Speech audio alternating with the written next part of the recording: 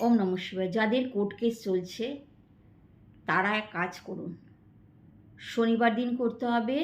তবে একটা কথা বলে রাখি, শনিবার দিন কিন্তু অশ্বত্থ গাছের পাতা ছিঁড়তে পারবেন না। তো আপনারা এক কাজ করুন, শুক্রবার দিনে এক হয় তুলে নিয়ে আসুন, না হলে শনিবার দিন যদি আপনারা যান, দেখবেন গাছের নিচে অনেক পাতা পড়ে থাকে। আপনারা ছেঁড়ার দরকার নেই, আপনারা সেখান থেকে একটা পাতা সংগ্রহ করুন। সঙ্গে আপনারা যখন যাচ্ছেন, শনিবার যে কোনো সময় করতে পারেন, একটু দই নিয়ে যাবেন।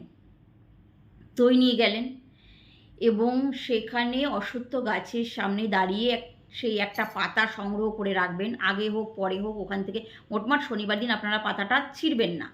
তো সেখানে দাঁড়িয়ে নিজের ডান হাতের কনিষ্ঠিকা অর্থাৎ লিটল ফিঙ্গার দিয়ে দই দিয়ে ওই পাতার ওপরে যার সঙ্গে সমস্যাটা হচ্ছে, অর্থাৎ যে আপনার বিরুদ্ধে কেস করেছে, তার নামটা লিখুন ওই আঙ্গুল দিয়ে এবং চিন্তা করুন আপনারা কিন্তু এই কেস থেকে মুক্ত হয়ে গেছেন বা মুক্তি পেয়ে গেছেন।